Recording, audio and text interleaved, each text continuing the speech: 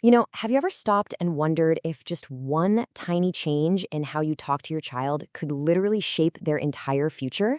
Well, today, we're going to do just that. We're going to decode the blueprint for raising a child who is happy, who is strong, and who is ready for pretty much whatever life decides to throw their way.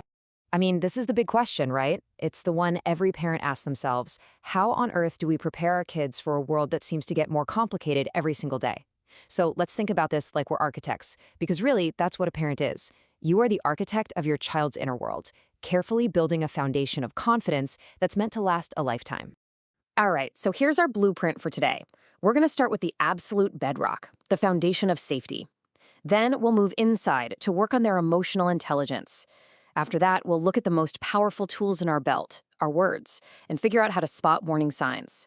And finally, we'll add a game-changing communication technique to our toolkit to keep the whole structure sound. Okay, first things first. Just like any building that's meant to stand tall for years, a child's confidence has to be built on a rock-solid foundation. And that foundation, simply put, is safety. But here's the thing. Safety isn't just one simple idea. It actually has two equally important sides.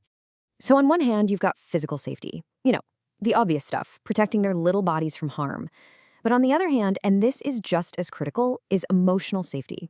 That's about creating a true sanctuary for their heart and their mind, a space where they know without a doubt that they are loved and secure.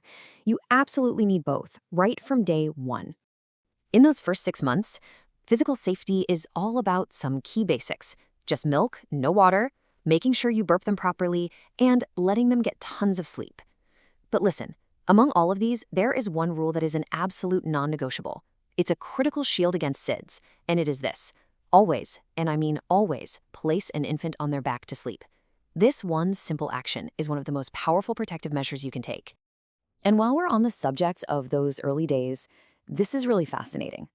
That first year, it's what experts call the golden period for building emotional safety. Think about it. A baby cries, a parent responds with comfort and care, over and over. Through that simple loop, the baby learns one of the most profound lessons of their life. The world is a safe place. I can trust it. I am cared for. And that feeling becomes the very bedrock of their confidence forever. So once that foundation of safety is poured and secure, it's time to start working on the interior, the child's emotional world.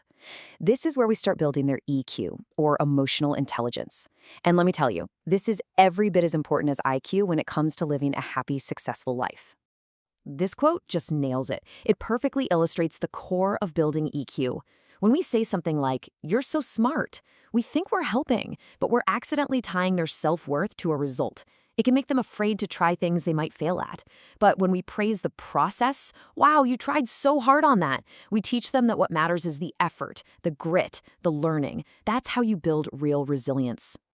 So how do we actually do this day to day? Well, it's easier than you might think. It's really a simple 4-step practice. First, just make talking about feelings normal in your house. Then, gently push them to think about others. How do you think that made your friend feel? Super important. Make sure your home is a true safe zone where any feeling is okay to share. And a great little trick? Use stories. Talking about a character's feelings is a fantastic, low-pressure way to explore big emotions together. Now let's get into our main construction tools. As parents, the most powerful tools we have aren't things we can buy at a store. They're the words we use every single day. And these tools, they can either build a child up to feel 10 feet tall, or they can tear them down. It's so easy to think, oh, they're just words, but the truth is, the wounds left behind by cruel language or just being ignored, they can cut so much deeper and be way harder to heal than any physical injury. A broken bone mends, right? But a broken spirit, that can carry scars for a lifetime. Yeah, think of these phrases as a kind of slow-acting poison. Comparing siblings just breeds resentment. Telling a kid, "Don't be a baby," teaches them to distrust their own feelings. Using love as an excuse for being harsh is just deeply confusing for a child. But you know what might be the worst? The silent one. Just ignoring them. To a child, that can feel like being completely abandoned. A good architect doesn't just build a house and then walk away forever. They do regular inspections to check for cracks. And as parents, we need to do the same. We have to learn how to spot these warning signs, not as signs of failure, but as what they are, SOS signals that our child needs our help. And that inspection, It has to start with us. It starts with a hard look in the mirror. Are we being dismissive of their feelings? Are we letting new concerning behaviors just slide? Is our discipline coming from a place of anger instead of a genuine desire to teach? This is our self-checklist. We have to make sure we're not part of the problem. Now, when kids send out an SOS, it usually shows up in one of three ways. Some kids internalize their pain. They pull away, get quiet, maybe cry a lot. Others externalize it. They get aggressive, break rules, and have anger issues. And a lot of kids nowadays turn to escapism, just disappearing into video games or screens. Whether the signal is quiet, loud, or digital, it's our job as the architect to see the cracks and realize they are all cries for help. Okay, so what do we do when we spot one of those cracks? We reach into our toolkit. And I want to share one of the most effective repair tools there is. It's called the I message. And it's a simple, tiny shift in how you speak that can completely change the entire dynamic of a tough conversation. And this just shows the difference perfectly. Look at the you message. It's an accusation. Why did you get a bad grade? You never listen. It just points a finger and puts them on the defensive. But now look at the I message. It starts with your own feeling. I feel worried. It doesn't attack. It invites them in. It turns a fight into a problem-solving session. It literally transforms confrontation into connection.